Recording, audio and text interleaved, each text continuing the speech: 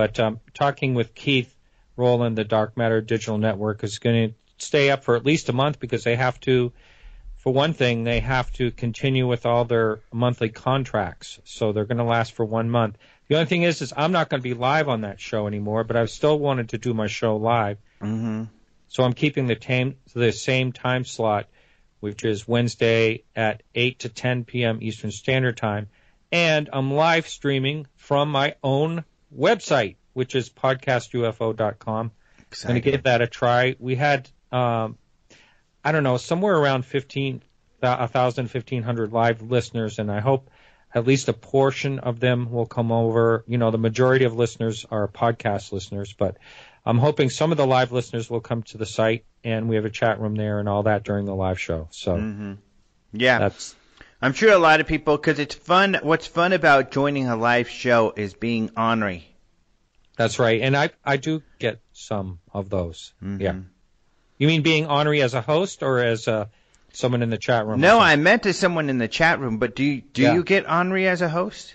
No, it could be this week may have some honoryism because I have Stan Gordon on to kind of talk about points why he doesn't think it's a GE Mark II satellite, and John Ventry is going to be on the other side. It's going to be a debate, more or less, on why he thinks it is. Owen, I can't remember his last name. Owen did not want to be on because he said he did not want to get involved in a cat fight. But it should be kind of interesting. I hope there's a little bit of honoryism, but I hope it will be an interesting show. So it's about Kecksburg and whether that was a GE General Electric Mark II that was a re-entry vehicle or not. According to Stan Gordon, there's a lot of information out there, and according to a NASA satellite engineer that I am communicating with, there's a lot of information that's saying that's not what it was. Yeah, so, and to catch people up who aren't aware, you and I actually did an entire show where we didn't talk about just this, but we talked about this among other things, and the technical difficulties kept that from being recorded completely, unfortunately. Oh, right. Yeah. But, in 1965, in December, people saw this fireball. Some people said that it changed directions, but this fireball, something crashed in the forest, and then the military came and retrieved it. It was also popularized by Leslie Kean, who right. Citizens for, what was it? I forget what the name of her, something against government secrecy or something like that. But she led an effort that was backed by NBC to get NASA to reveal information about what that was. They said they didn't have any information during that whole campaign. Is when John Podesta, who is now working for Hillary Clinton, came out and said we need to release all the UFO files. And but yeah, and yeah, because you know what, they found. Here's my take on it. Want to hear it? Yeah. Okay. It's probably similar to yours in that this thing was acorn sized. And yeah. People there are cone-shaped cones to rockets and missiles of many types, and many people suspect that's what crashed in the forest, which is possible. And this is just another theory of yet another cone-shaped object, but there's no evidence that this particular Mark II GE unit was flown at that time or anywhere around there. There's no records of anything like that. So it could have been any number of cone-shaped space debris. It doesn't have to be this Mark II. Yeah. It's probably something terrestrial that did come back down, that did not burn up in the re-entry. That's very possible. But I just think this should be more along the lines of added to the possibilities instead of like, okay, closed case. Exactly. Case closed, I mean. Yeah. Yeah. No, I feel the same. Exactly. In fact, there's less correlation with this Mark II than there are other possible space debris. So I think there's better possibilities out there, but that you're exactly right. It adds to the list of possibility. It's interesting speculation at best. Well, one of the things I do want to point out is Owen Eichler, I think his name is, says that this thing was controlled as it came in, as it re-entered. It was controlled. That's why it did the big U-turn it supposedly did before it crashed, and why it went away from city population. Well, the NASA satellite engineer that heard about the show and their claims said that's impossible to do even today on re-entry. There's no way to control something on a re-entry.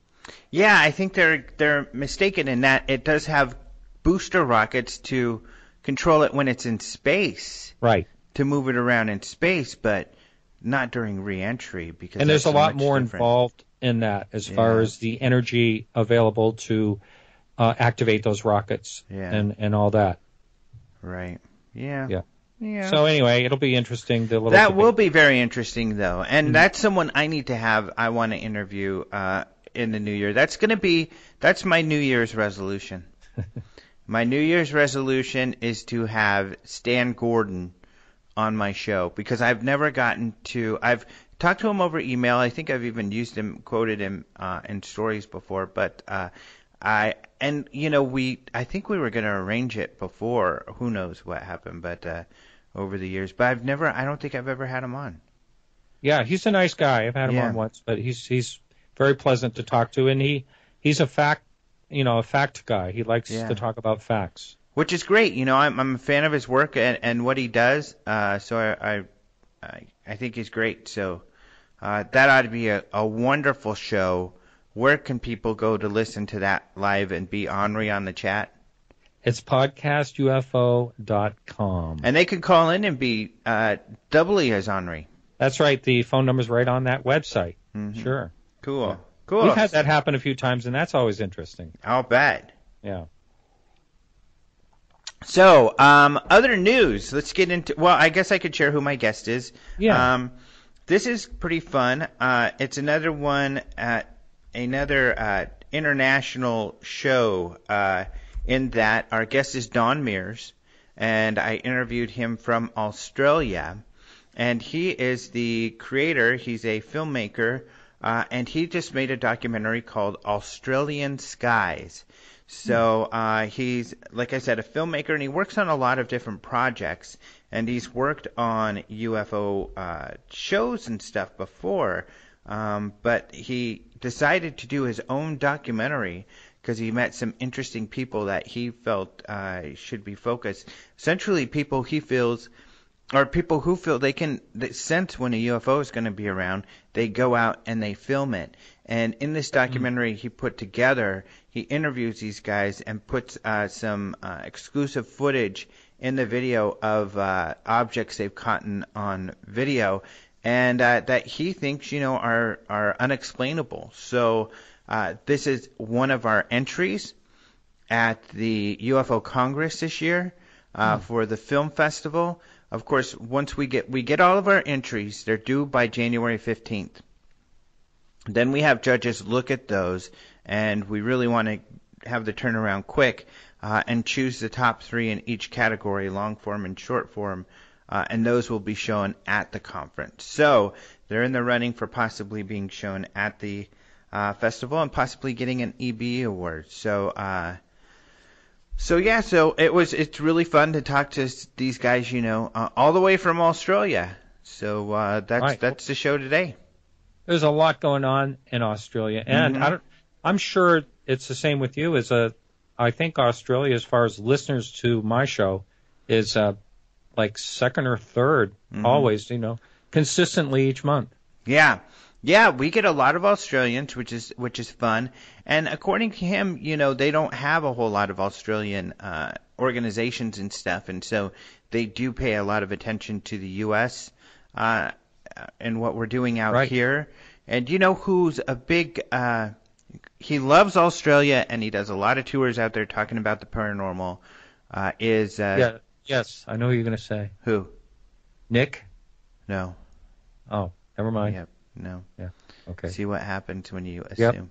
Mm-hmm. No, actually, it's Ben Hansen. Right. Yeah, he is there a lot. Yeah, so he loves it out there. So actually, what's kind of funny, he just got married not too long ago, and I think it was right before the marriage or right after he did this long tour out there, and he took Travis Walton with him to at least one of the events. So pretty cool. So Australia, great place. I would love to visit that. I have not been. I haven't been there. Same here. Ever since I was a kid, I wanted to go there. Yeah. So that's who we've got on. So a lot of fun. We'll talk to Don in just a minute. But before we do that, let's talk about some UFO news. And usually we let you start that off. And what you got for us, buddy? Well, I would like to talk about a seasonal thing because the title of this is UFOs Shaped Like Christmas Trees, reported over Tennessee. Mm-hmm. For tis the season. Right. So a Tennessee witness at Bluff City reported watching two sets of UFOs shaped like a Christmas tree with lights, which seems pretty strange, don't you think? And that was case number 73064 from the Mutual UFO Network. Roger Marsh posted this story. And this happened back on December 10th this year. They were traveling along the Chinaquapin Grove Road during a drive from Carter County into Sullivan County. And this is a quote from the witness. At first I saw them to the left as I was sitting in the passenger seat, but at first it didn't strike me as odd. Shortly after that, I saw them on my right, just above Holstead Mountain. There appeared to be several of them, and they appeared as if they flew in sets of two, kind of like reindeer, right? Mm-hmm. One set was traveling side by side while the other set hovered over the mountain, but were not side by side. One was above the other. And they mostly resembled Christmas trees and were flashing as they were in the sky. And they did not have the mountains or trees in their background. Also, they heard a helicopter flying low with a spotlight came through the area. And it was actually was sort of chasing or following one of the Christmas tree craft, which a lot of times you do hear about helicopters in the areas of sightings. So it's an interesting one, and I thought it was kind of seasonal that, maybe it's I don't know, maybe it's a little bit of an exaggeration, but I don't think I've ever heard of any Christmas tree UFOs before. There's one famous one. Oh, there is? Oh, my gosh. Yeah, and that reminds me, that is related to a big announcement that I have. Wow. See how things all tie together sometimes? Yeah, and how my crappy memory gets triggered so I can remember to really important updates that I wanted to say on the show. I can remember to do them.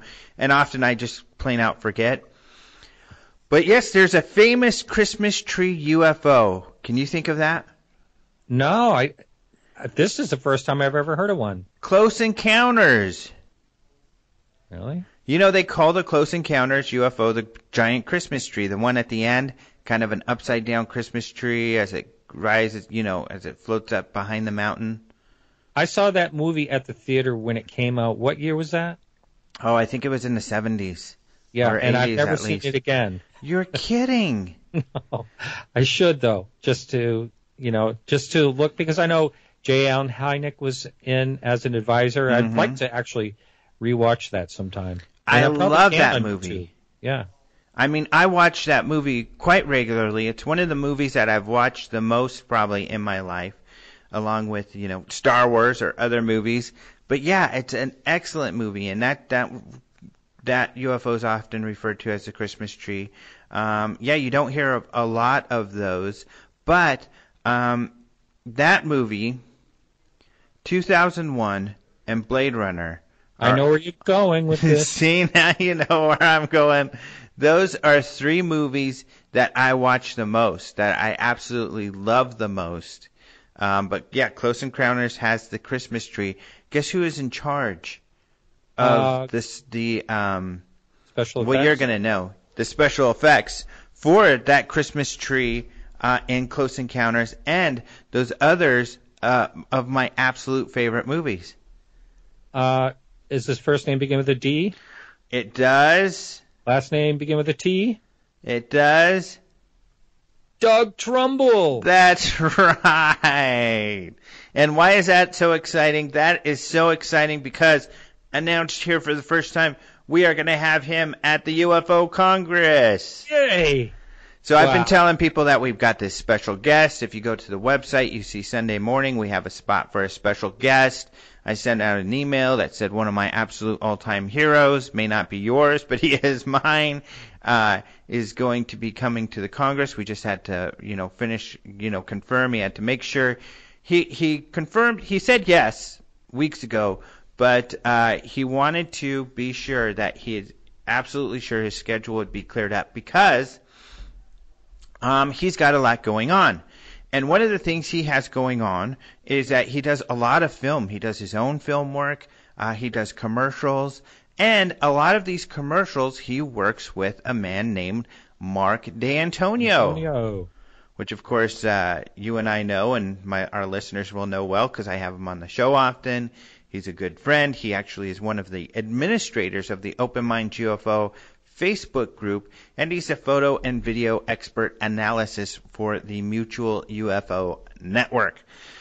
So, Mark and Doug also have an interest in UFOs. Of course, he's been on your show and my show to discuss that, and they've got this UFO project that they are doing.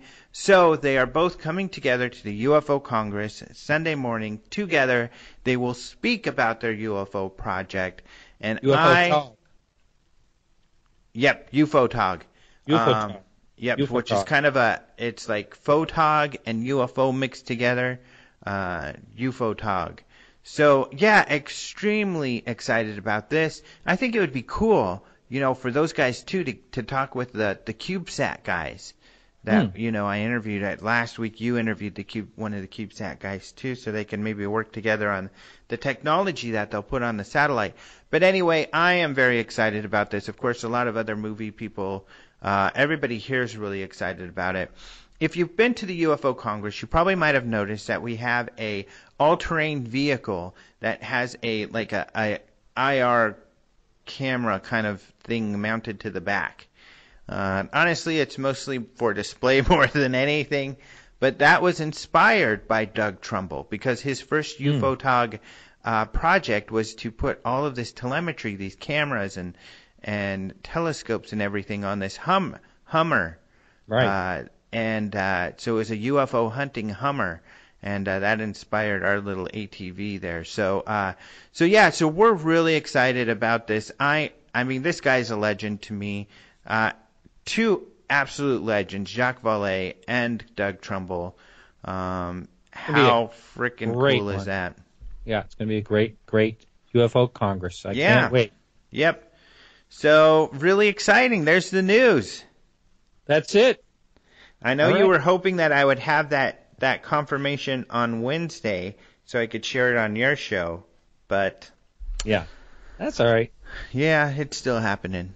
So cool, Great. Han. Thank you for bringing up the Christmas tree UFO story because that helped trigger my memory. Great. Well, I hope you have a great, happy holidays. Well, I'm not done. Let's talk some more news. Oh, dear. Yeah, there's some... So that's it for the news. No. Well, that's it for that news, that update about the Congress. And you're probably not going to edit this out, are you? No. Okay. Do you want me to? It's okay. I'm not gonna, even if you want me to. No, I'm kidding. If you really wanted me to, but come on, let's just roll with it. Let's just move on. Yeah. Because there's other exciting news I wanted to talk to you about, and you probably saw this. So. What's that?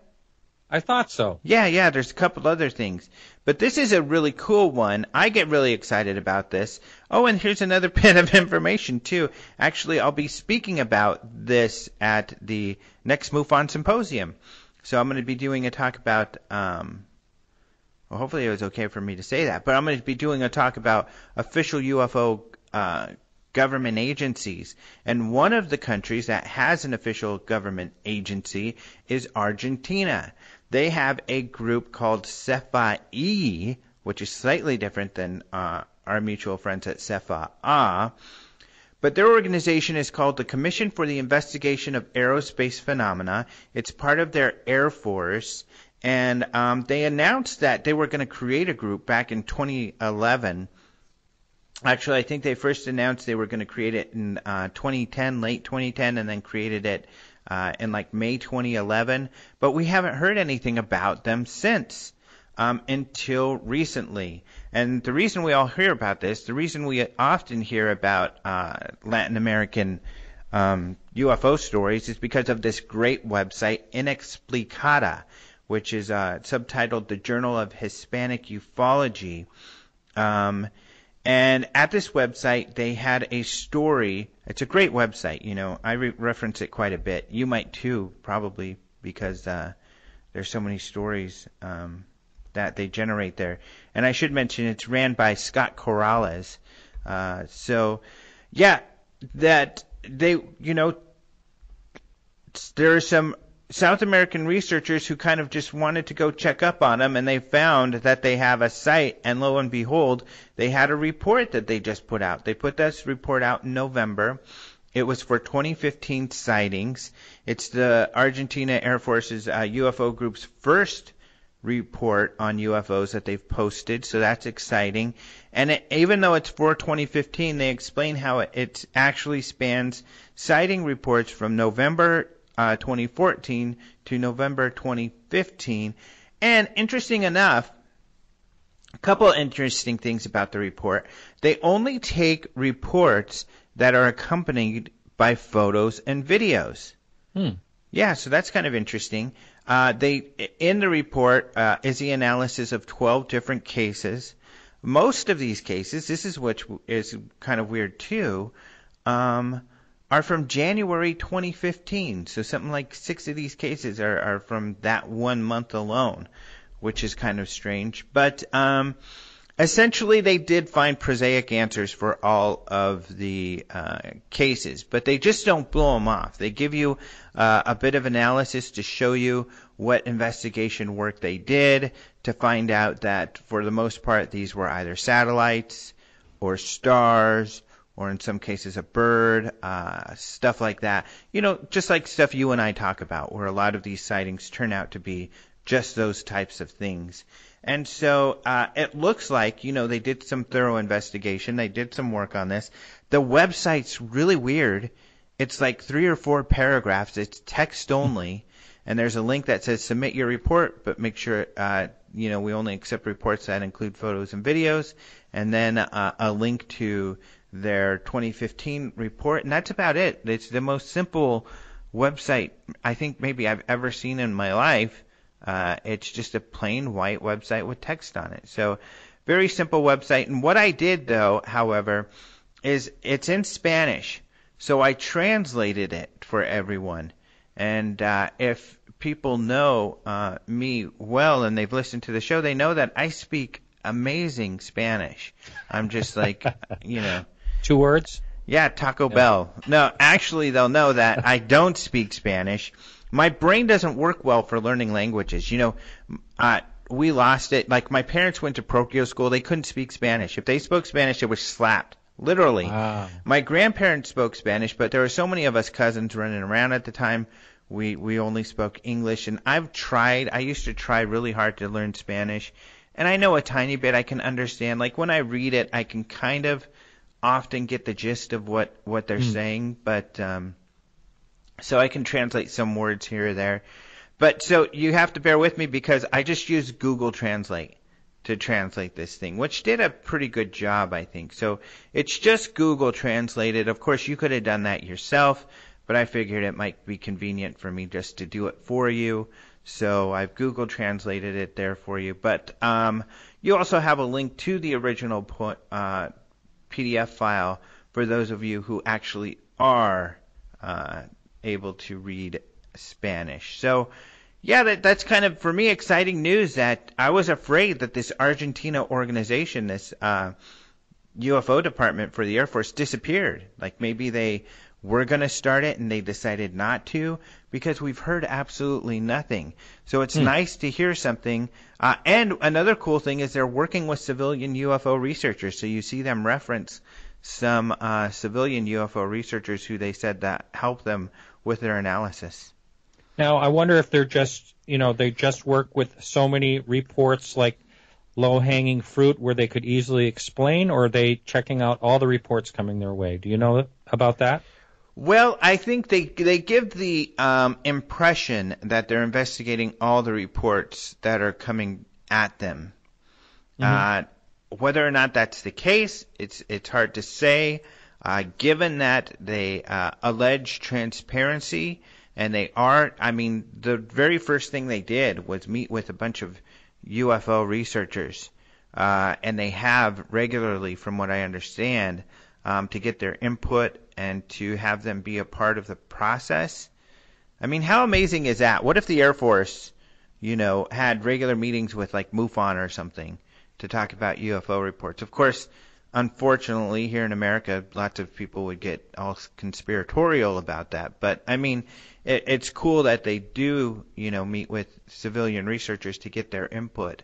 Right. So you would imagine that those guys are keeping a close eye on them because Argentina does have some UFO groups that are very active. In fact, before this organization started, one of the things they did was they wrote an open letter to the president, and they handed her this letter. I forgot how they got access to her, but they were able to hand her this letter, which may or may not have been effective. Nobody knows for sure, but it seems as though it might have been because it was soon after the Air Force had announced that they were going to create this organization. So I don't know. Who knows how transparent they are? I guess that's the way it is when it comes to government, huh? Mm-hmm. Mm-hmm. Well, I think it's great, and I wonder if they're working with I don't know if Chile is quite a neighbor, but in South America, I wonder if there's any type of work they're doing together as far as helping set up the organization. I think so. From what I understand, that they do have open communication together. Of course, it's funny how they are with their acronyms because whereas the Chilean group is CEFAA, C-E-F-A-A, this group is C-E-F-A, and the way they spell it, it's F-A-E, but they put it capital C-E-F-A, lowercase e. I guess just to be a little different and to set themselves apart. But, so CEFAE, which is kind of interesting. So, from what I understand, they are working together. Jose Ley has said that he's been working with them, and supposedly there has been some they've been helping each other. And CEFAA, of course, you've spoken with Jose Ley as well as I have, who is the international kind of outreach director for the Chilean organization. He says it seems as though they have a lot of transparency. Leslie Kane, who we mentioned earlier, is kind of the U.S. representative for them, and she goes over there occasionally, and they seem to be very transparent and open to the idea. So, right. I always call him Jose Ley too, and it's Jose Lai. That's how. Oh, it is. It's Lai. That's right. Yeah. Oh. Like everyone pronounces Leslie Kane as Leslie Keene, right? And Jose Ley instead of Jose Lai. So. Yeah. Yeah. Because that's how this. He was just visiting her in New York last week. Oh, really? Yep. Yeah, I was in touch with her last week. So. Cool. Yeah, he's a great guy. I really love Jose. He's awesome. He is. Yeah, and it's exciting that South America is so open to the topic. So I have just one more sighting I'd like to talk about, if you got the time. Oh, yeah. Cool. So this is a video out of Texas, where the Texas witness captures a clear UFO crossing the sky. So in this video, there seems to be a type of ring. This person said he caught this at 8:30 p.m. on June 12th in 2014. It has been investigated by MUFON, and it was closed as an unknown. They estimated the size to be 2 to 3 feet in diameter, and that it was about 500 to 700 feet in the air. And it's very faint. In fact, like on this laptop, I can barely see anything in these pictures. In fact, if you see the headline picture for this story, you might be like, hey, that's just a blue sky. What are you trying to pull on me, Rojas? This is ridiculous. I hate you. That's the sort of feedback I might get from some of the trollers who like to say that sort of. But if you look closely, you can see sort of this faint ring. So in the Open Minds UFO group on Facebook, there's been some people kind of speculating about it.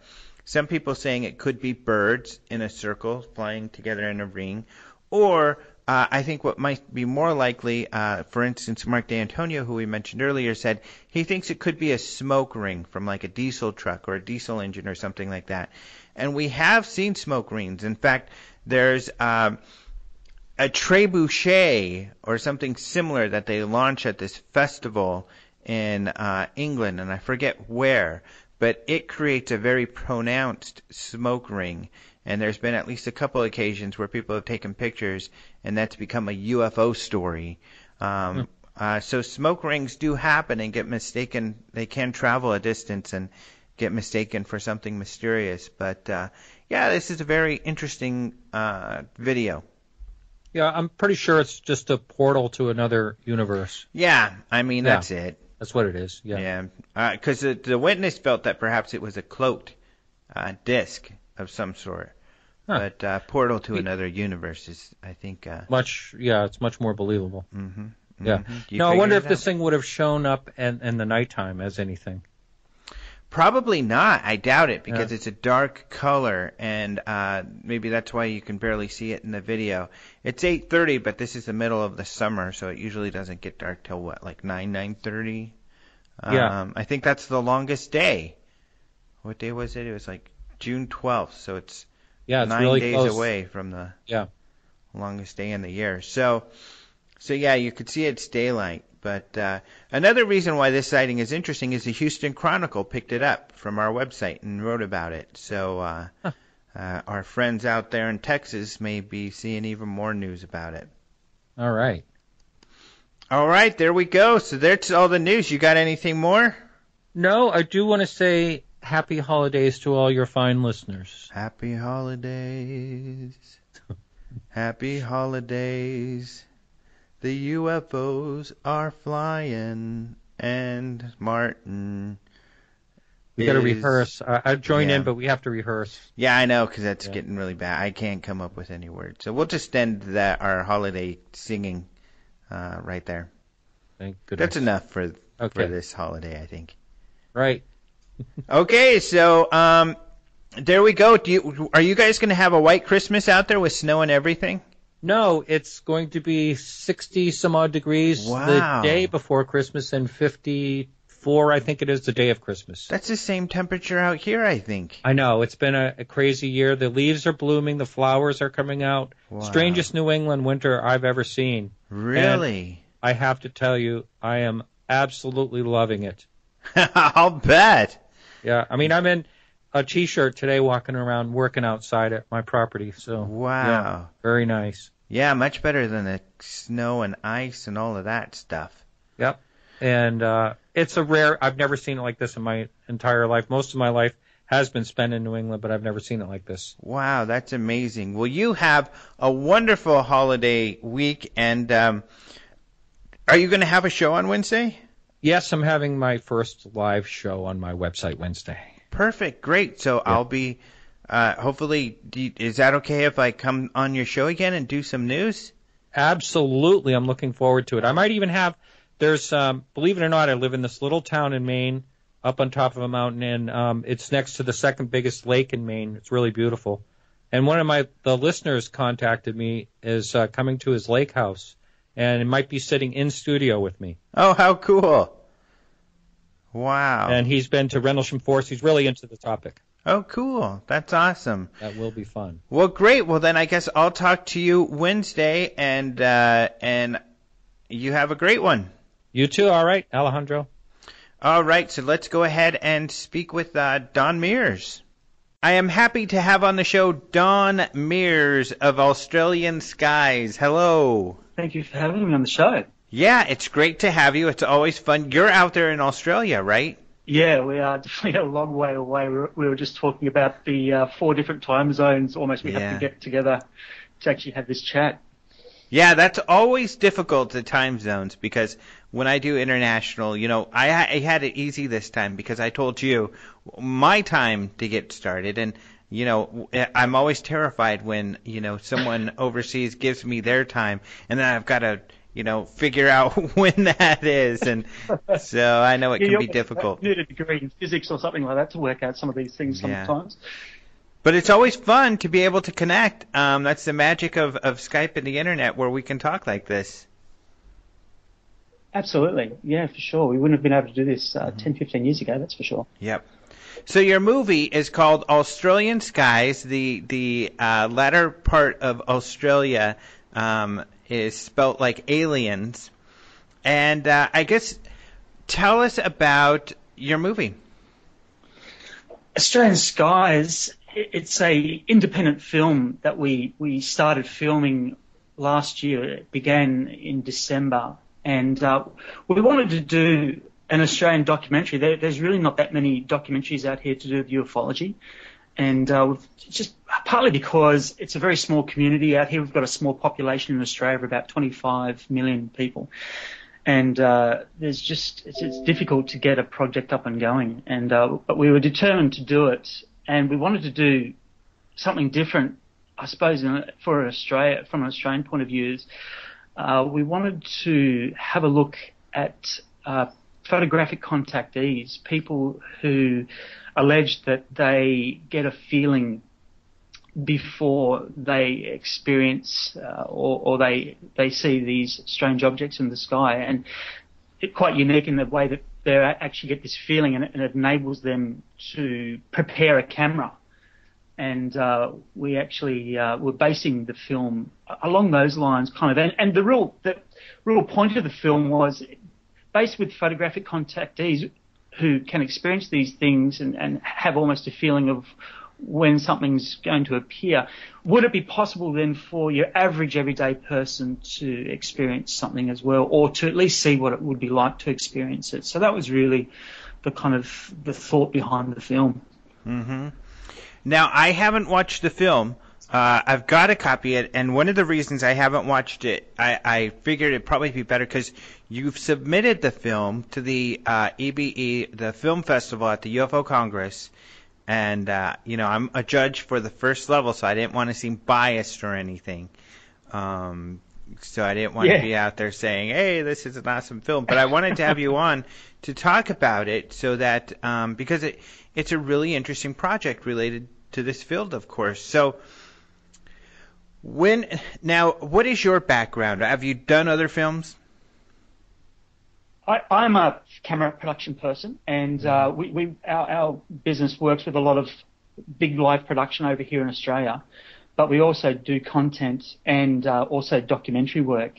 So that's where my position is. I don't consider myself a contactee or anything like that.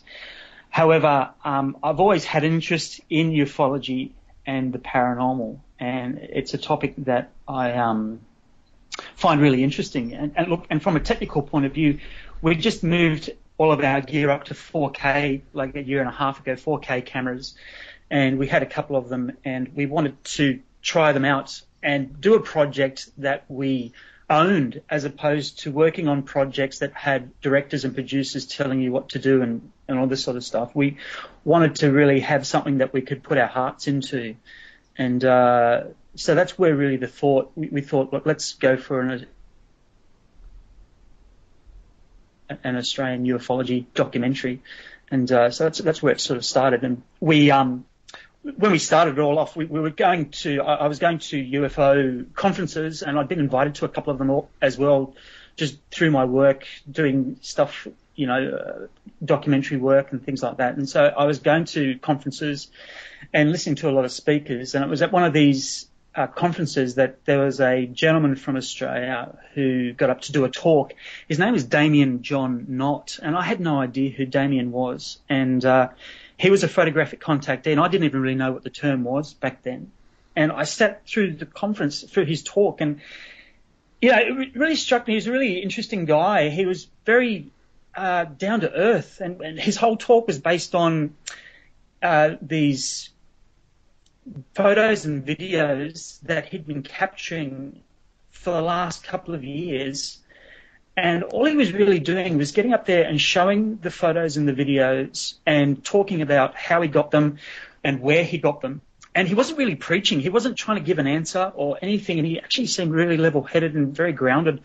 And we just thought, you know what, he'd be a great guide, someone who could talk us through the underground world of Australian ufology. And so we approached Damien and asked him if he'd be interested. And fortunately, he said yeah. And so really the film is based around, I suppose, Damien's experiences. Mm-hmm. And so we sat down, and he had a reputation for, he had a large amount of footage, and he kept it pretty underground. He'd only been really sharing it through private UFO groups, and he wasn't really in it for trying to get a reputation or a name or anything. And he had thousands of these clips and videos and things like that. And so it was like, wow. Mm-hmm. When we went over and had a chat with him and went and met up with him and sat down and had a look through his stuff. And for me, it was like, this is actually pretty amazing to see a lot of this stuff. Mm-hmm. So from there, which was good for us, because it didn't mean like we could actually have video of objects and have someone to talk about what they'd captured, as opposed to, say, other documentaries or UFO shows or whatever that are going out hunting UFOs and waiting for something to turn up. Our approach was like, well, there's already a ton of footage here. And from Damien as well, he introduced us to other photographic contactees like Liam Freeney, who also had a lot of footage and was having a lot of strange experiences and sort of, I suppose, a lot of, he was also having a lot of government sort of things, or I suppose the term would be unwanted attention from an official body sort of experiences. So, so that's where we headed into it. Well, that's really interesting. So that's kind of exciting. I mean, your film is going to include stuff that American audiences most likely have not seen then. Yeah, that's right. Look, a lot of the stuff from Damien has never been seen, and Liam hadn't shown anything, and it was we had to go in and be introduced in and sit down and be vetted and make sure that he was comfortable, and the footage that he had and the experiences he had. And it wasn't just his experiences. I mean, these guys talk about how they might have this unwanted attention from, government bodies or men in black and all this sort of stuff. But these guys had the video to back it up as well, and the photographs. They'd been documenting everything. In the age of technology, these guys were ruthless in taking cameras everywhere, and their whole lives get caught up in this. This is not just like a game for them. This is real, and it affects their families. They've got jobs, they've got families and children and things, and then suddenly this strange paradigm sort of unlocks, and they find themselves facing off with something that they can't explain. Mm-hmm. And it's not just them. And then suddenly their wives are seeing these things with them. Their friends are seeing their kids. And fortunately, these guys have enough hindsight to actually have cameras on the standby filming this stuff. And it's quite surreal, because you're seeing footage of structured things, structured craft. You're seeing black helicopters hovering over houses in the middle of Australia with pilots looking out at them, and you can hear in the background kids laughing and pointing up and talking, and comments from the family and stuff like that. It was quite shocking for us. Mm-hmm. Well, I want to get more into those guys, but I do want to start off with how you got involved with UFOs. I mean, what first turned you on to the subject? I grew up, first and foremost, I grew up in, I suppose, the age of Star Wars and Close Encounters, and that generation, we were all swept up with the phenomena of films, mm-hmm. and so there was always that interest. And I'm not a person that experiences anything really, but in 2003, my wife and my wife's also my DOP as well. My wife and I were at our place, and we saw something in the sky that was odd, and like a silver greyish ball, like a ball bearing. Up here, we just noticed it while we were looking out our window, and it hung around for a while, and then went away. And then we were laughing and joking about it, going, "Well, that was really odd, probably a balloon or something like that." And I was joking, it might have been a UFO. And sort of saying, "Look, if it comes back, that was definitely a UFO." And then, sure enough, 10 minutes later, the thing came back, and called my wife over again. We're looking at it, going, "Now this is really weird." And then the thing disappeared again, and then sure enough, we saw a helicopter come over. And you have an experience, not an experience, but you see something like that. And for someone like me, I think these things have a different importance for different people. Sometimes people can see something one-off, and it might change their lives. So I think for a general population of people, though, a lot of people around the world have seen at least one or two strange things themselves. And I think that what happens is they see it and they go, "Wow, well, I know it wasn't a balloon, I know it wasn't this, I know it wasn't that. It was just, that was really weird. That kind of fell into the unknown basket." And they get on with their lives, they get on with their jobs and paying their rents or paying their mortgages and raising families. But what happens is that experience, that little memory sits at the back of their mind, and in years to come, they might be flicking through the channels, they might come across a UFO documentary, and they might stop and go, "Actually, I just want to watch this because I just want to see if I can see something that we saw." And they might comment back to their wives or husbands or partners and say, "Remember the time we saw this?" And it's just this memory. And I think what that did for me was, with the film, it definitely did change the tone of the film, because instead of like a typical media company or a documentary that comes in and decides that they're going to interview people, specifically contactees, and then have the contactee reveal something quite personal about themselves, and then have a cut shot where you might have a psychiatrist pop up almost trying to explain away why these people were experiencing something and cutting them down. We went from a different angle, because for me it was like, well, no, I'm actually interested in this because I think I've seen something a little bit odd way back when as well. Mm-hmm. So for the film, that the whole tone of it was, as opposed to going in and being ruthless with these guys and trying to cut them down or anything, what would happen if you could get a small camera crew to actually embed themselves with these guys for a week or so and listen to what they had to say, and try and work out, as opposed to trying to just straight away work out what these objects were in the sky and trying to debunk them and cut it away and all this sort of stuff. Turn the direction around and just asking them, why do you think you're seeing them, and what happens when you see them? Is there anything that happens leading up to it? Is there anything that you think might have triggered this off? And getting into these really nitty-gritty sort of questions that I don't think we ask enough about. Mm-hmm. So you began then, or before you did this project, you worked on other projects that were some of them then UFO related? Yeah, we had a couple of bigger projects leading up to this one. We had some paranormal ones, which were commercial sort of documentaries, and we had done some earlier stuff way back in 2008 for National Geographic on, it was a small funny segue sort of thing on Area 51. National Geographic in Australia, just the Adventure Channel. So the topic had kept rearing its head for me, It was always, when I had time, I would always try and go back and like to explore the ufology and I suppose the paranormal elements to it. Not say, the paranormal, I think that a lot of these categories cross over. And when you talk to a lot of these people, you can see that the element of high strangeness was always there. And so I was fascinated with that kind of component as well, the crossover. Mm-hmm. So when you first were faced with this concept of that people could get a feeling and take pictures or capture video, what were your thoughts? Were you skeptical? I was, look, yes, skeptical. I tried to be neutral and open to it. I think at the back of your mind, you're always thinking that perhaps what they're seeing could be drones in the sky, because, the inundation of drones nowadays all around the world is amazing.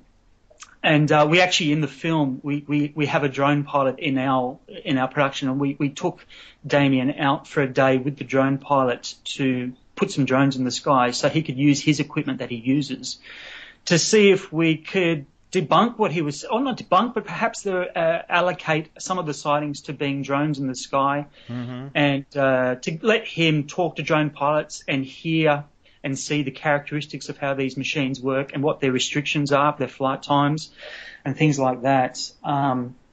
So we did actually do that, which was our initial intention. And we had some. The funny thing was, when we were doing that, the tables, to a certain degree, got a little bit turned on us, because we had a couple of strange things happen with the drone on the actual day of filming. So the initial intention for us to maybe do some debunking kind of got flipped a little bit. It probably, and as opposed to the camera crew or the production crew trying to find solutions or an easy sort of way out, I think it probably raised more questions for us. Yeah. So then, you meet Damien, and the first lecture that you were at where you saw him speak, did you immediately then find, his photos and compelling? And did he also show videos? And you being a videographer, you probably have the ability to spot things that others might not have, birds, bugs, and stuff like that, since you have so much familiarity. Were you looking for that kind of thing? Yeah, we were definitely going through things, and excuse me, we saw his footage, and he had a vast range of different things he captured. A lot of video, a lot of photography, and actual fact, there was so much of it.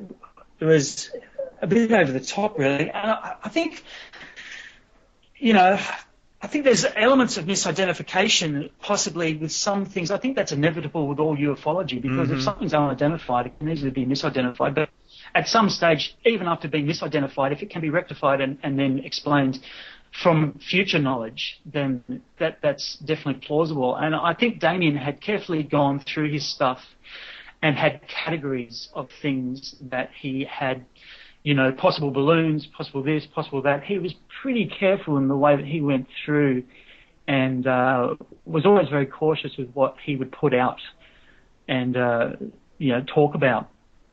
And he had a lot of stuff, and he filmed a lot of balloons, and he'd gone out and done a lot of aircraft filming and spent a lot of hours tracking aircraft to get to understand flight characteristics, especially night filming of aircraft, satellite, using apps and things like that. I suppose what a lot of modern sky watchers do now, using app technology to track satellites, also to track aircraft and things like that. But there were still some of this element of his footage that he had in there that were, very strange, and same with Liam as well. Liam, same sort of thing, very careful what he did and used to go out and practice, but then there would be some things in there you go, wow, that's really odd. And it was also mixed with the audio on the clips, I suppose, but also their own testimony. And also, it wasn't just about the objects in the sky. It was also how this phenomenon affected their lives as well. And this unwanted attention and all the different elements that kind of ran parallel to it. So what did you see at first? What really compelled you? What was maybe the first piece of footage, or what sort of footage? What were you seeing in that footage that was abnormal and really made you take notice? Yeah, look, if some of your listeners want to go to have a look at some of the promo trailers for the film, The first one was the one that was like, wow, what the hell is that? It was one of Damien's clips, and it was a large cigar-shaped white object, and he had some interesting reference points in it because the way he'd framed the shots, the left-hand side of the frame had a tree. I believe he was filming from a front porch or something like that. And the left-hand frame of the camera shot sort of had a tree as a reference point. There's this long, white, I suppose, cigar-shaped object moving erratically behind, like up in the sky, and it had white orbs coming out of it, like bursting out of it almost, like, you know, and buzzing around it, doing odd shape, you know. It was just a very odd, strange. So there was that one. He had a couple of still photos of more standard sort of UFO-shaped craft. He then had some night shots of really strange. Some of them had diamond shape and structure to them, and then others were like plasma balls and plasma orbs. And then there was other ones where he was talking about how the white and red orbs are the ones that seem to he sees most of, and so 4 of these things up above him in formation. So yeah, some of them, and I suppose then across over to Liam. Liam had some really interesting footage of UFOs, but I think Liam was a slightly different one. Liam was more to do with the government attention. Liam had spent a lot of time and been filming and getting harassed a lot by the black helicopters. After a sighting, sometimes 2 minutes, sometimes 20 minutes, after he would see something, the helicopters would arrive. And Liam had amazing footage of black helicopters literally hovering over his backyard or property. And as reference points, he had the telegraph lines that link all the houses up to the main communication, you know, just telephone lines. So there's a reference point in there, and you can see these helicopters coming in, the black helicopters hovering, and with guys with open doors with their white helmets looking out at him, filming them, and vice versa. So it's one thing to have the claims, when you start to see the footage and then you get the testimony behind it, and it was very weird. So when you first, realized, hey, this is real, when you first began to believe that, assuming you did, and it sounds like you did, that they were right, that they would get a feeling and they would go outside and capture this stuff, what was your thought processes? Did that have an impact on you and maybe your worldview? Was it baffling for you? Yeah, we throughout a lot of the production, I tried to keep it pretty level-headed and try and be fairly neutral. As far as our crew went, half the crew were a bit not indifferent, but like definitely skeptical. The other half, though, experienced a couple of things throughout the production would definitely change their point of view. I stayed fairly neutral because there was just so much going on that I had to do. I had to keep my wits about me. Mm-hmm. Although through the production we were having some weird things happen with our camera gear, focusing issues, and cameras shutting off, which I can still discount as being coincidence, but the coincidences were building. But I kept pushing them away and staying fairly neutral about it all. And it wasn't until possibly the very end of the production we were out at nights doing just night filming just to learn about equipment setups and things like that these guys use, that we actually saw something come in which we couldn't identify, and went through Damien went through all the processes of knocking things out with using technology to verify if it was an aircraft or a satellite or anything like that, and it was coming up as not being any of those things. And the funny thing is, when you look through a camera, you're very safe. The viewfinder of a camera for a camera person is a very safe environment, and it puts you in a very surreal state. And you can be in a dangerous situation, but as long as you're looking through a viewfinder, you can almost be very peaceful about everything and almost not indifferent, but very zenned out.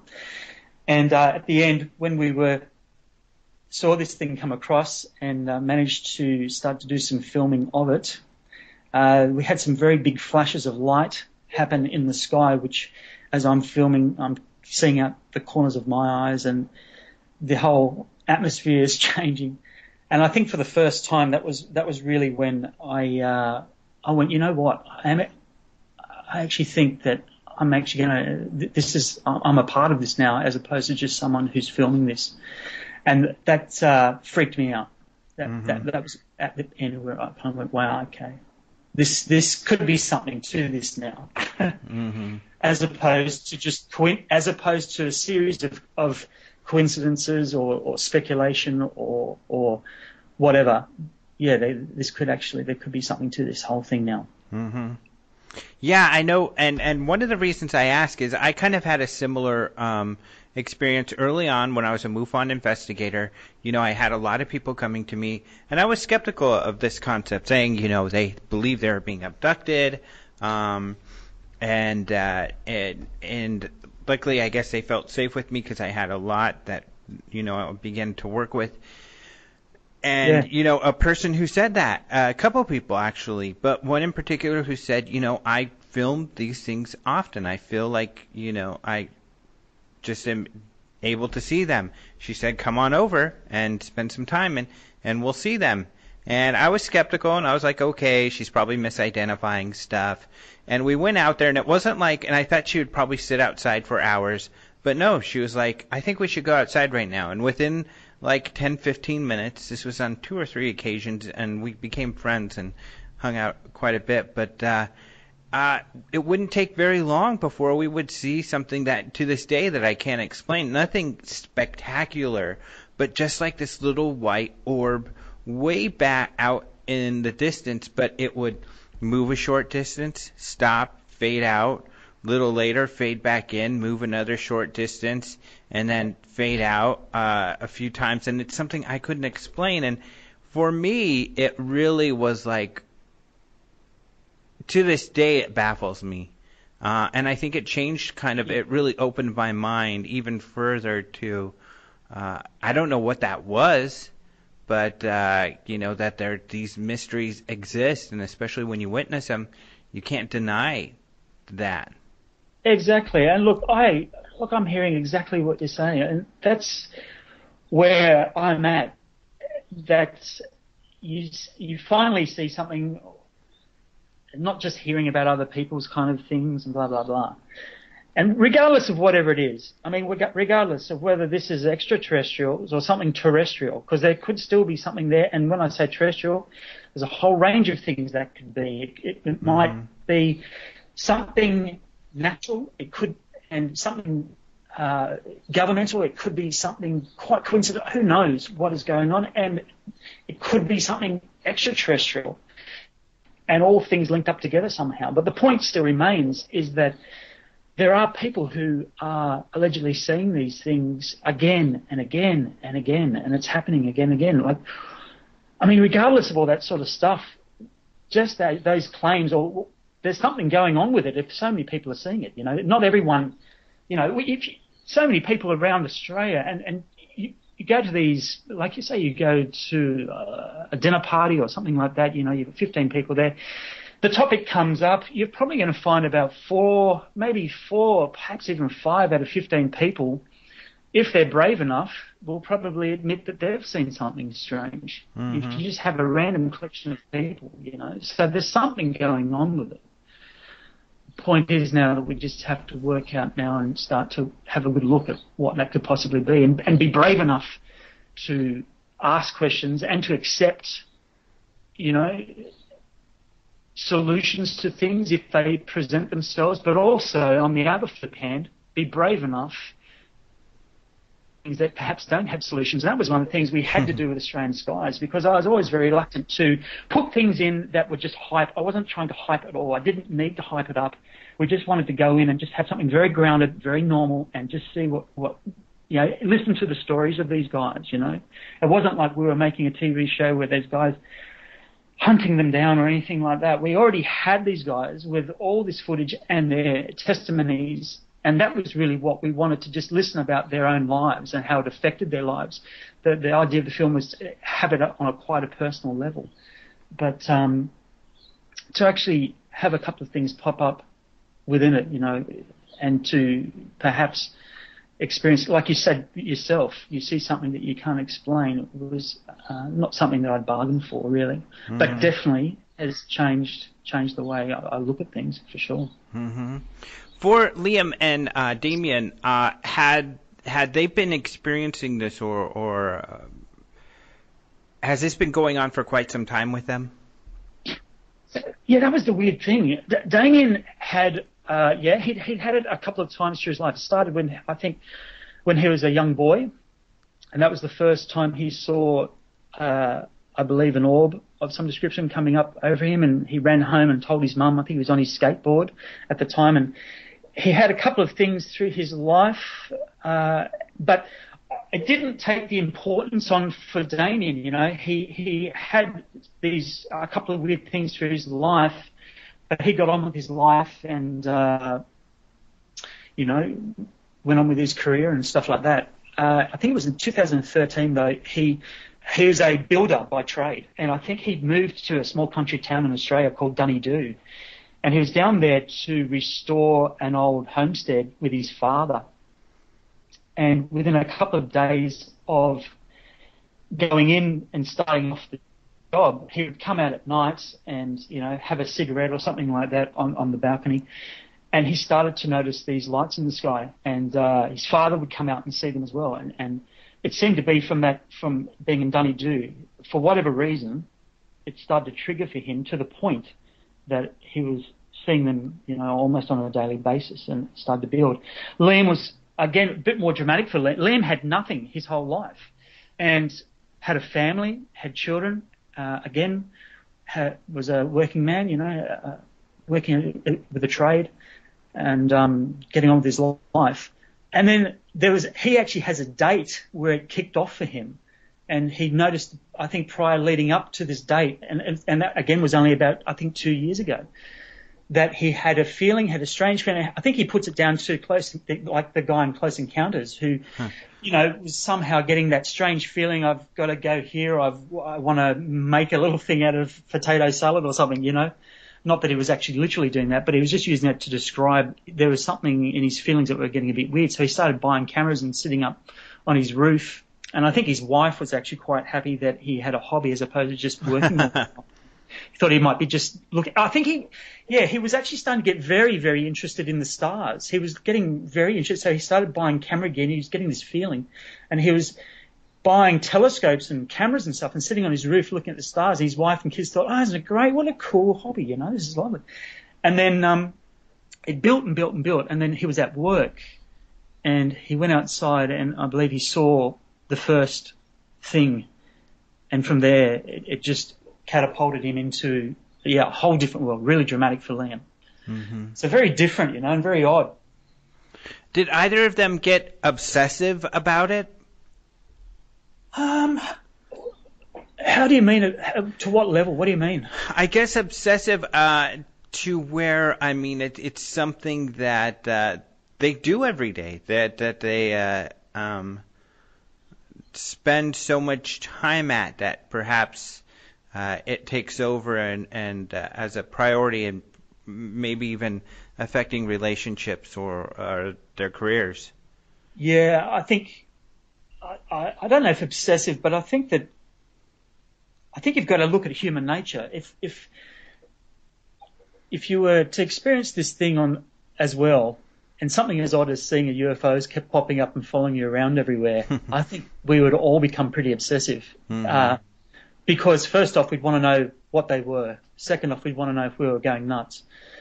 And I suppose, the confusion that they must feel. I think Damien does talk in the film about how it has affected his life and it has affected his relationships, and how when after the Dunedoo, it kicked off for him in the country town.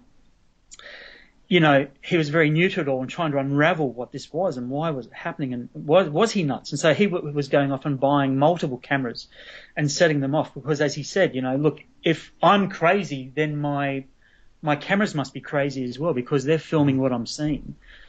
And it's not just one camera, he had multiple cameras. And then he in the film he talks about how, definitely don't go to parties and talk about this sort of stuff because he soon started to feel, the ramifications of ridicule and things like that. And, I think it's difficult for them, it definitely was. It definitely is difficult. Well, and like you said, because even the casual person, a lot of people get obsessed about this field, even if they don't have it as exciting or regular experiences like these gentlemen. And they also often get really frustrated. Why don't more people pay attention? However, I think like the average person you described earlier, where they see something, kind of like how you were, and then occasionally they speak about it, and that's about it. I think that's most people. They're focused on their daily lives. I think so as well. They don't do conferences. They don't do this. They might, be out with their friends or something, and it might come up, and then someone will say, hey, remember the time we saw that? Yeah, I think it's very normal, and I think that happens. We soon learned with making the film and the feedback that we were getting and people writing through to you that, it strangely enough is a very normal sort of thing. I suppose that sounds weird to use that word, but it is. Everyone said it. A lot of people said, and I think a lot of it, the media still like to play it up a little bit. The strange thing we had with the film, though, we were getting ready we weren't making a film that we thought was going to go anywhere, first off. We just were making the unsurmountable odds of getting a UFO film, first off. Secondly, in Australia, and then thirdly, getting it anywhere it's a David and Goliath kind of thing, there's no support out here for this sort of stuff. And so we weren't making the film to get it anywhere. We just thought we were going to make a film, show it once or twice. Mum and Dad might turn up, and that was it, And we had in the film, Damien did have an interview when it first started for him in the country town. Through a course of circumstances, he had a reporter from a major paper coming through that major town and heard about, through the local stuff, Damien was seeing these strange things and did an interview with Damien, and it got released around Australia, like in the press, It was just a very coincidental sort of set of circumstances. The reporter at the time was down there covering big bushfires that were happening and happened to be staying in a little town, was stuck there for a couple of days and thought, hey, look, I might interview someone local, And what happened is that once we'd done the film, this reporter got back in contact, and he actually went out with Damien, and he was a very respectable reporter in Australia, and he actually saw some things with Damien and wrote about it, which was very odd. And so 2 or 3 years later, once we had released the film, this reporter, just through mutual friends, had found out about this film about Damien and then contacted us and said he'd like to do a story on it. And once the story happened, we were obviously then got a lot of attention from the media. And what we found out here, though, it was very odd. We were getting ready for the media backlash and to be harassed and to have the X-Files music playing and the rolling of the eyebrows and all that sort of stuff that I'm sure you're familiar with. We didn't get it. We found a really interesting tone with and these are the major media outlets out here, where they were actually very calmly and very respectfully listening to what was said, and we couldn't work out why. That's great, though. Yeah, no, I'm serious. Major, like we were primed, and I say this again. We had no ambition really for the film apart from to make a film and to have it screened and to have amongst the community come and watch it. I suppose to a certain degree. I mean, you hope and you dream. It's like little kids making rocket ships out of cardboard boxes, and you're going to make it and fly to the moon. Sure, you hope and dream, but you don't think it's ever going to happen, But then for us to actually then be asked to have interviews and all this sort of stuff, we were really going, wow, we're going to get butchered. And no, they weren't. They were really quietly respectful and quietly interested in it. And we're still trying to work out what's going on with it all. Mm-hmm. So has that brought a lot of attention and to your film? Like, how long has it been viewable? I think it's online streaming, correct? And then has it done well? It's been released now for, I think, only about 4 or 5 days at the moment, online worldwide. And I have no idea if it's going well. We're getting a lot of good feedback. A lot of people seem to enjoy it and can relate to it. And that's what we want, that's the heartwarming kind of thing, is that, to have something that we've made and to try and show a different aspect and to try and show a little bit of humanity. Because, look, you know this yourself, matey, that there's a lot of people get wrapped up in this topic, and it can get out of hand. And but I suppose to have it from a very sort of from almost like from the family sort of element and how it affects everything, it's probably something a lot of people who experience this phenomena can relate to. Mm-hmm. That sense of isolation that goes hand in hand with it, that sense of being ostracized, that also all that pressure of, if they feel as though that they're experiencing this unwanted attention from some sort of a government body, the pressure that must put on a family would be ridiculous, let alone just trying to raise kids, pay a mortgage or a rent, keep your job together and try and keep your relationships together. To have that sort of pressure on top of that is enough to destroy a lot of marriages, so. Mm-hmm. How did their families take it? I think Damien went through it all. I think Damien went through them. I don't want to speak on his behalf too much. This is his personal life. I'll go as far as saying that I think he went through the mill a couple of times, and I think he went through some really turbulent times with it.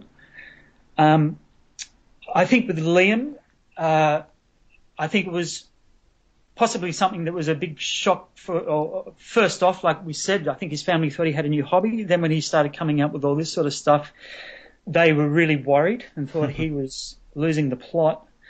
I think though that once, and that he's got a lot of this sort of stuff on film. Once his family started to see it, they all had to sit down and go, well, there's obviously something going on. And I think they just pulled together and took it in their stride, Mm-hmm. Do these guys then think that, are they convinced that this is extraterrestrial? That's a good question. That is a very, very good question. I don't know. I think it's changing. And you know what? That's something you're going to need to ask them, because I think it's changing for them. Mm-hmm. And I don't know. I mean, to say extraterrestrial, we're talking about alien life from outer space. Is that what you would mean when you use that term? Correct. I don't know.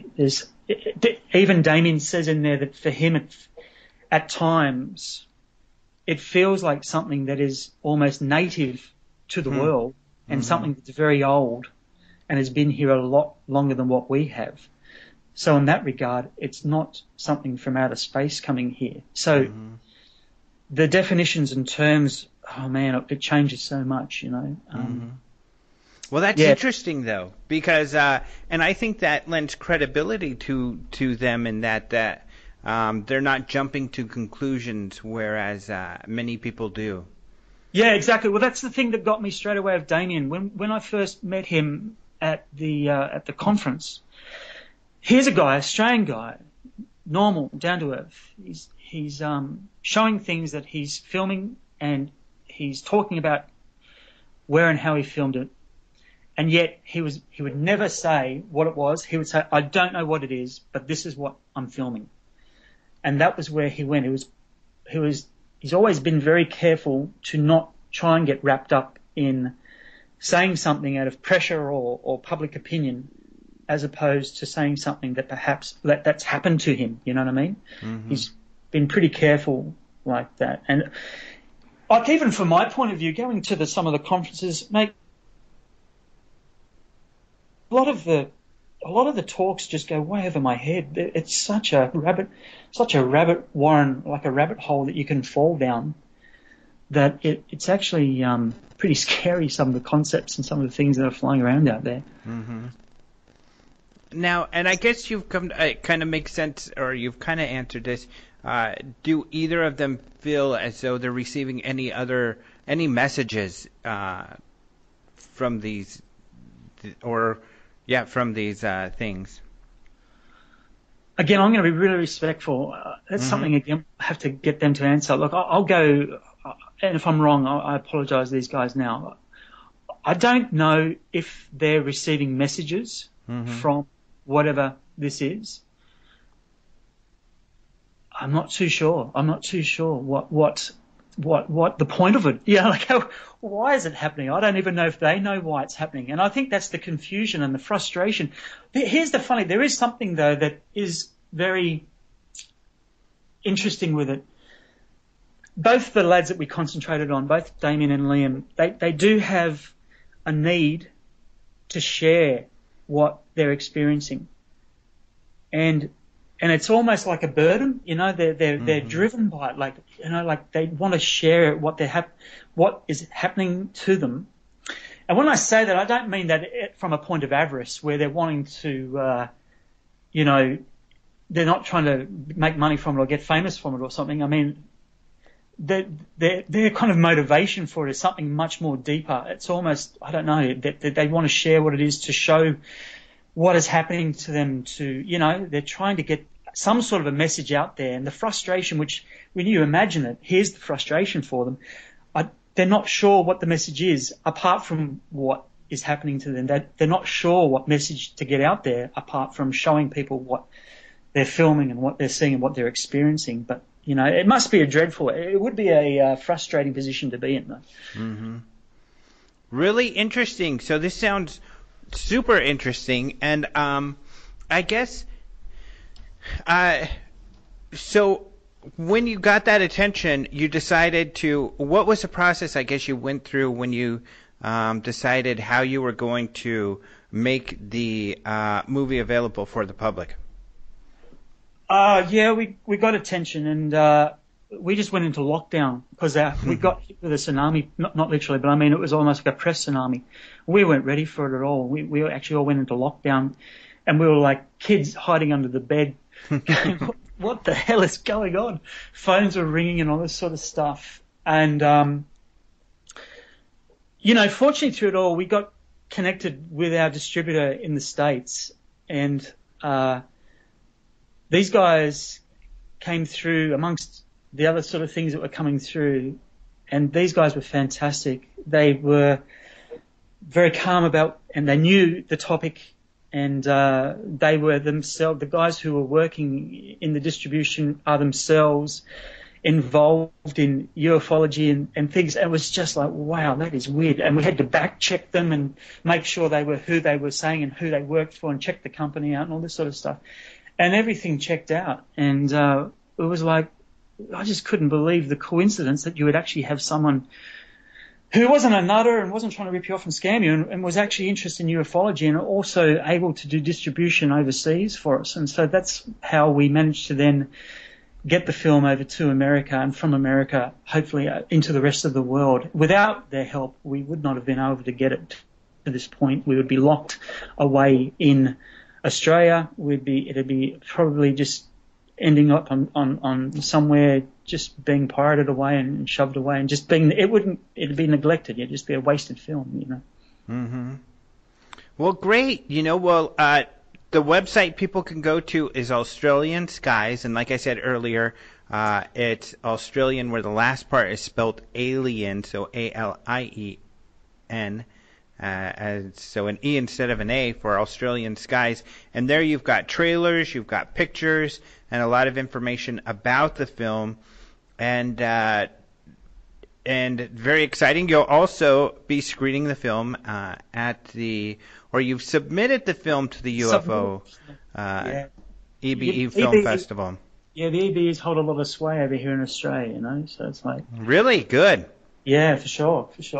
So, and January 15th, for people who are interested, and, I'm sure you're aware, is the deadline, so, for everybody to submit their films, and, we'll hopefully our plan is to, within a week, let people know if they've made it to the next stage of being shown at the film fest. And there's a lot of great films. So there's a few that have been submitted so far. But yeah, hopefully it makes it through for you all. And we're really happy that you're participating. And people can. Is there anything else that you can point people to? Do you have a YouTube site or anything like that too? Yeah, just go into YouTube, look up Australian Skies, and also the Facebook page on Australian Skies on Facebook. But thanks so much for having me on the show. I really appreciate it. And you guys have been very, great to have a film festival set up for ufology. Man, you have no idea how lucky Americans are to have that. And for us to be able to get the film, anywhere into it is awesome for us. So and thanks for having us on your show. We really appreciate it. Yeah, for sure. Keep us up to date on what you're up to, and with further developments and everything like that. And thank you so much for being on the show. No worries, Matty. Really good to talk to you. Thank you so much to Don for joining us on the show today. Remember, you can go to AustralianSkies.com. That is Australian, spelled A-L-I-E-N, like alien. So you can find the website where you can see his trailers, see photos from the picture and from the making of the documentary. You can see pictures of the gentleman that we discussed today. So really, really interesting. I wish him the greatest luck, I guess, in the UFO Congress. And, what we'll do is we'll announce very soon what films will be shown at the Congress so that you can find out if Australian Skies will be shown. I know there are a lot of really great entries, so the competition is really, really stiff this year. So, and it's always a difficult thing, that you only have so many spots, but really exciting. So this is going to be really fun. This year, some great films, and we'll get those up on the site probably around the 17th of January because the deadline is the 15th, and we want to make our announcements very quickly so that people like Don can plan their travel to come out if they make the cut. So exciting stuff. Otherwise, speaking of the UFO Congress, so like you heard Martin and I speaking about, that Doug Trumbull's going to be there, special effects legend who did movies such as Close Encounters, 2001, Blade Runner, and more. You can Google him to find out more about him. But, of course, I've had him on the show. Mark D'Antonio and I and others have talked about him quite a bit. So, I'm always gushing about this guy. So you can only understand why I am so excited that he will be speaking at the UFO Congress this February. So it's coming up quickly. Sales are doing really well, so be sure to, reserve a room and get a ticket as soon as possible because even though there are several hotels in the area, as time goes on, we sold out several hotels last year, and I'm sure that's going to happen again this year. So be sure and get your tickets, and if you're planning on coming, at least reserve a hotel room. Because if you don't have the money right now, maybe you want to wait a few weeks, that's fine. But make sure and get a hotel room because you can never be sure when those are going to be gone. And sure enough, every year people get a hold of me and say, oh, sorry, I didn't reserve a room. Help me out, man. And, that gets really hard to do because, of course, we have all the speakers that we have to get rooms for. I need to have a room. Our volunteers need rooms. So, we're arranging a lot of rooms for that conference. So be sure to reserve a room. If you do have any questions, feel free to send an email to contact@openminds.tv or contact@ufocongress.com.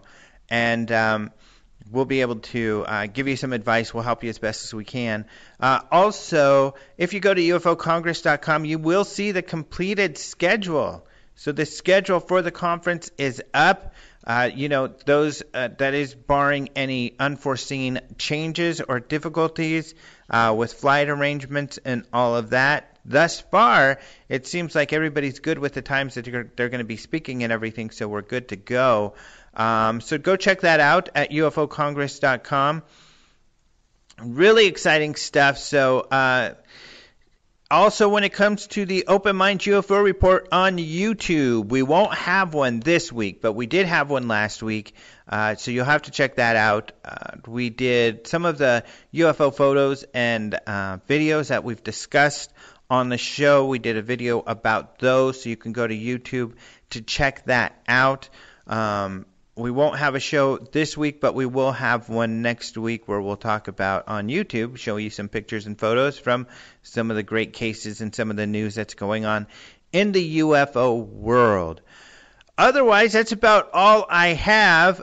Thank you so much to Caleb Hanks for the opening and close music. If you go to openminds.tv and you go to the radio page, you'll see a link to his Clerk Chronicles, where he posts his music and some of his artwork and a graphic novel and stuff like that. He's an incredible artist, so really cool stuff.